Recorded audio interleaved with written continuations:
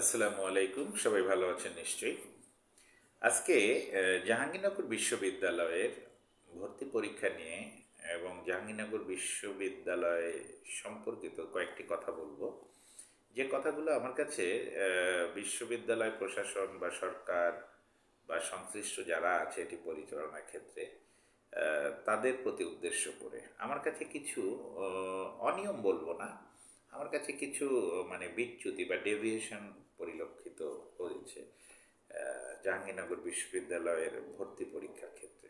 সেটি হচ্ছে জাহাঙ্গীরনগর বিশ্ববিদ্যালয়ে একই অনুষদ বা ইউনিটের ভর্তি পরীক্ষা নেওয়া হচ্ছে ভিন্ন ভিন্ন প্রশ্নে।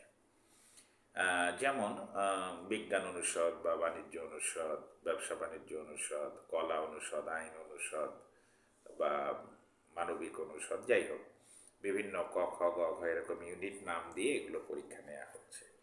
কিন্তু সারা বাংলাদেশের অন্যান্য সব বিশ্ববিদ্যালয়ে এই পরীক্ষাগুলো নেওয়া হয় একই দিনে একই প্রশ্নপত্রে, এবং এটাই স্বাভাবিক।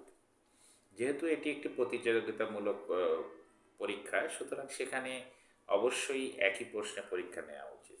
কিন্তু জাহাঙ্গীরনগর বিশ্ববিদ্যালয়ে বিভিন্ন ইউনিটে সারাদিনে ভিন্ন ভিন্ন প্রশ্নে পরীক্ষা নেওয়া হচ্ছে। আমার কাছে যেটা মনে হয় বিজ্ঞানসম্মতভাবে এটা একটা বৈষম্য এবং কিছুটা অনৈতিক ব্যাপারও।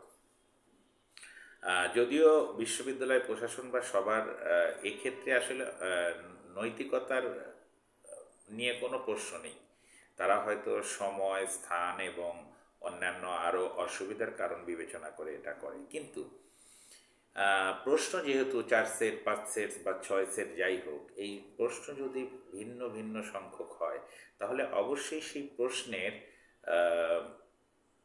মানে সাম্যতা নষ্ট হয়। কোনোটা একটু কঠিন, কোনোটা সহজ, কোনোটা হবেই, এটা নিয়ম বা এটা হতে বাধ্য। গণিত বলে, বিজ্ঞান বলে, এটা হতে বাধ্য। তো একটা এই ধরনের খুব গুরুত্বপূর্ণ পরীক্ষা, এবং জাহাঙ্গীরনগরে আপনারা জানেন আসন খুব কম থাকে, যে কারণে এখানে প্রতিযোগিতাটা খুব তীব্র হয়।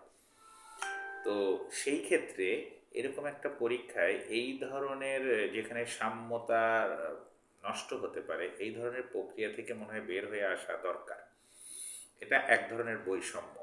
আরেকটা বিষয় হচ্ছে জাহাঙ্গীরনগরে যদিও কোঠা নেই, এখানেও ওইভাবে সরাসরি কোঠা নেই, কিন্তু তারপরেও কিন্তু এক ধরনের কোঠা মেনটেন করা হয় বা এখনও বিদ্যমান আছে। সেটা হলো এখানে প্রতিটা বিষয়ে যতজন শিক্ষার্থী নেওয়া হয় তার অর্ধেক ছেলে নেওয়া হয়, অর্ধেক মেয়ে নেওয়া হয়।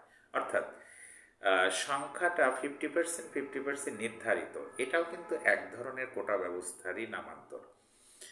যেহেতু প্রতিযোগিতা, সেখানে ছেলে বা মেয়ে বা শিক্ষার্থী বলে আসলে আলাদা করা বা ডিসক্রিমিনেশন করাটা ঠিক না। যোগ্যতার ভিত্তিতে, মেধার ভিত্তিতে যারা টিকবে তারা সবাই এখানে ভর্তি হবে। এদিকটাও আমার মনে হয় সংশ্লিষ্ট সবার দেখা উচিত।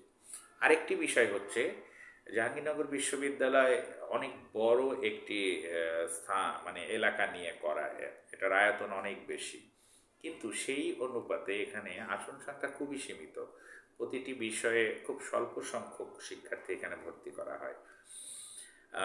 যেহেতু অনেক বড় এলাকা নিয়ে করা এবং ঐতিহ্যবাহী বিশ্ববিদ্যালয়, রাজধানী ঢাকার কাছে অবস্থিত এবং পুরোটাই আবাসিক, এই নানা ধরনের সুযোগ সুবিধার কারণে এখানে দেখা যাচ্ছে আগ্রহ বেশি শিক্ষার্থীদের ভর্তি হওয়ার ক্ষেত্রে। তো সেক্ষেত্রে আসন সংখ্যাটা বৃদ্ধি করা যায় কিনা, যেহেতু পাবলিক ইউনিভার্সিটি, সরকার চাইলে বা সংশ্লিষ্ট কর্তৃপক্ষ চাইলে সেটা সম্ভব, এতে সবাই উপকৃত হবে।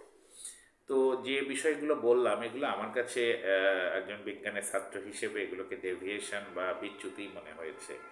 তো আধুনিক যুগে এসে সর্বোচ্চ বিদ্যাপীঠ জাহাঙ্গীরনগর বিশ্ববিদ্যালয়, এই ধরনের বিচ্যুতিগুলো না থাকলে সবাই মনে হয় উপকৃত হবে। সরকার, বিশ্ববিদ্যালয় কর্তৃপক্ষ বা বর্তমানে যেহেতু ছাত্রদের বিষয়, বৈষম্য বিরুদ্ধ ছাত্র আন্দোলন এর সঙ্গে যারা যুক্ত আছে, তারা বিষয়গুলো ভেবে দেখে এটাকে আরও কতটা বিজ্ঞানসম্মত উপায়ে এবং দেশের মানুষের কাছে, শিক্ষার্থীদের কাছে আরও গ্রহণযোগ্য করা যায়, আমি দাবিটা রাখছি। আমি মনে করি এটা একটা সময়ের দাবি। তো সবাই ভালো থাকবেন। সামনে দেখা হবে। সময় দেওয়ার জন্যে ধন্যবাদ। জাজাকাল্লাহ খায়ের।